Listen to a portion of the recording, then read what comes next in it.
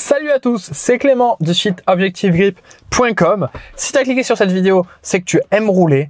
Donc sans plus tarder, je vais t'expliquer ce qu'il faut savoir. Juste avant, je t'invite à t'abonner pour rejoindre plusieurs milliers de passionnés d'automobile en France, en Belgique et dans toute la francophonie.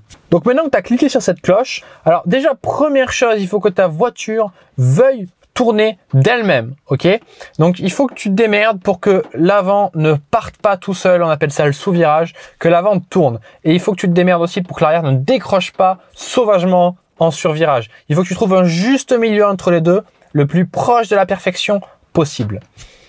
Alors, le premier axe d'amélioration que je te propose, moi, c'est d'augmenter ta puissance. Alors, tu as plusieurs choix pour augmenter ta puissance. Tu peux faire une reprogrammation. On peut faire une ligne d'échappement. C'est pas forcément ce qui est le meilleur gain de puissance pour le prix. Filtre à air, en général, c'est pareil. T'as un peu de puissance, vraiment un tout petit peu. Et le prix est pas non plus gratuit. Mais en tout cas, pour la ligne d'échappement, l'intérêt, c'est que t'as un bruit qui est cool. Tu peux aussi mettre un turbo, mettre un plus gros turbo si tu as déjà un turbo. Mais je te conseille dans tous les cas la reprog, c'est souvent le truc le plus violent possible et c'est pas si cher que ça vu l'agrément de conduite supplémentaire que tu vas avoir. Tu as même des fois des économies de carburant. Je trouve pas que ce soit la folie, mais bon, il y en a qui aiment ça.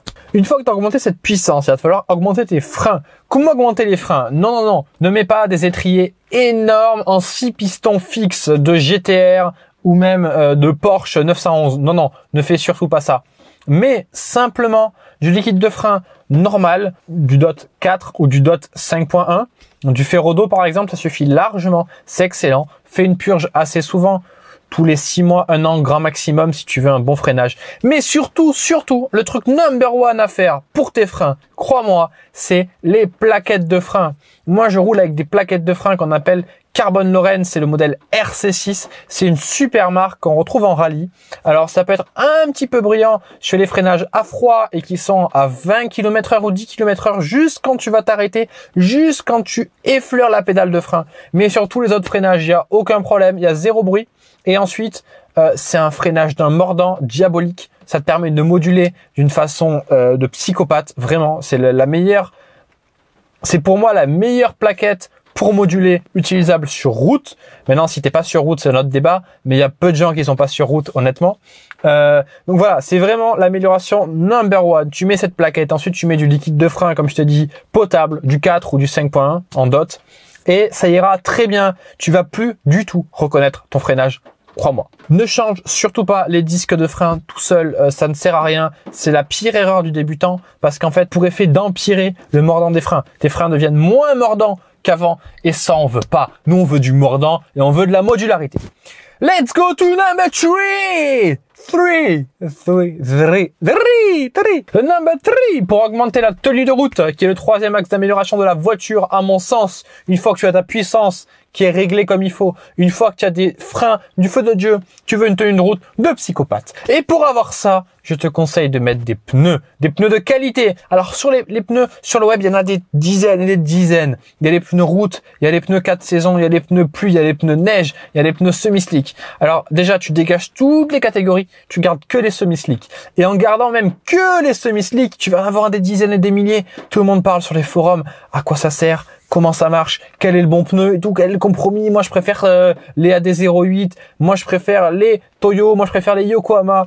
Non. Alors, moi, je te conseille simplement 2 pneus. C'est, si tu fais que de la piste, essentiellement le AR1, parce qu'en dehors de la piste, ça peut poser problème si ta voiture est pas super bien réglée.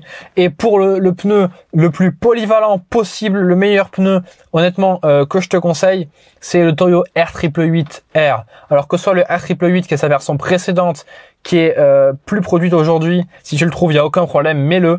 Et si tu trouves du R888R, c'est pareil, il est légèrement supérieur parce que la carcasse en fait est redesignée, la gomme c'est la même, mais peu importe, voilà, le Toyo R888, qu'un R ou pas derrière, on s'en fout.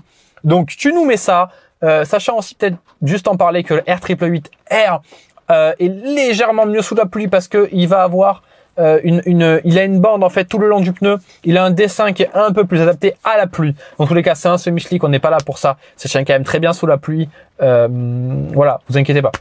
Donc voilà, c'est vraiment le pneu que je te recommande. Après, il y a beaucoup de débats sur le AD08R, le AD08 RS et tout. On peut en parler de 10 ans. Écoute, il y a ceux qui parlent et il y a ceux qui roulent. Il y a ceux qui essayent et il y a ceux qui gagnent les courses. Il y a ceux qui se font plaisir et il y a ceux qui sont devant sur circuit qui doublent tout le monde. Choisis ton camp, mec. Choisis ton camp. Moi, je t'ai vraiment donné les pièces à mettre sur ta bagnole, sur ton bolide, pour que tu sois devant tout le monde sur circuit. Même sur la route, sur le col de Turini, certains reconnaîtront. Donc voilà, moi je te donne toutes les cartes, tu fais ce que tu veux, mec.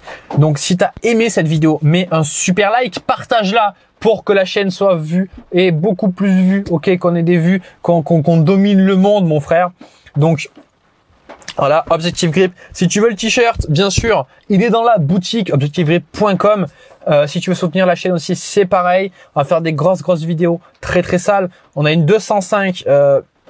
On va faire les tests sur l'huile avec la 205. Vous n'êtes pas prêts. Dans tous les cas, n'oublie pas de t'abonner pour rejoindre des milliers de passionnés automobiles en francophonie et même je sais pas où. Hein. Si vous êtes ailleurs, d'ailleurs, dites-le. Hein, si vous êtes au Togo, si vous êtes au Burkina Faso ou en Thaïlande, mettez un like les gars, mettez un like pour la Thaïlande. Maintenant, si tu veux spécifiquement améliorer ta bagnole sur la tenue de route et que tu veux 3 améliorations qui vont améliorer drastiquement ta tenue de route, moi j'ai fait une vidéo pour toi que tu peux aller en dessus, en haut à droite, dans le coin là, tu cliques, il y a un petit i comme info et tu auras accès à une vidéo où je t'explique ces 3 améliorations instantanées à mettre sur ta voiture dès aujourd'hui, instantanément. Tu les fais, tu vas voir ton garagiste, tu dis je veux ça et tu lui donnes ça et c'est pas plus cher que d'habitude. Pour ça, je vais te donner 3 astuces, 3 conseils, 3 étapes à implémenter directement aujourd'hui pour que ta voiture marche du feu de Dieu et pour qu'elle veuille tourner volontairement d'elle-même en fait, qu'elle soit pas sous-vireuse et qu'elle aille pas tout droit dans les virages, ok? Et ce truc-là, tout seul, l'équilibre de la voiture, ça va t'aider à passer plus vite en courbe, ok? Ça te permet d'aller plus vite dans le virage. Et tu auras une caisse vraiment de psychopathe qui va déjà aller plus vite que 9 potes sur 10 minimum. Donc voilà, clique simplement sur le lien en haut à gauche, tu mets ton email, ton prénom, je te l'envoie par email la vidéo directement et tu regardes cette vidéo, t'implémentes sur ta voiture et après tu m'envoies un email, tu me fais merci Clément pour cette amélioration de psychopathe. Il suffit de m'envoyer ça à objectivegrip@gmail.com pour toutes les demandes de psychopathe que vous êtes. Moi je vous dis salut, roulez bien et à la prochaine. Pow!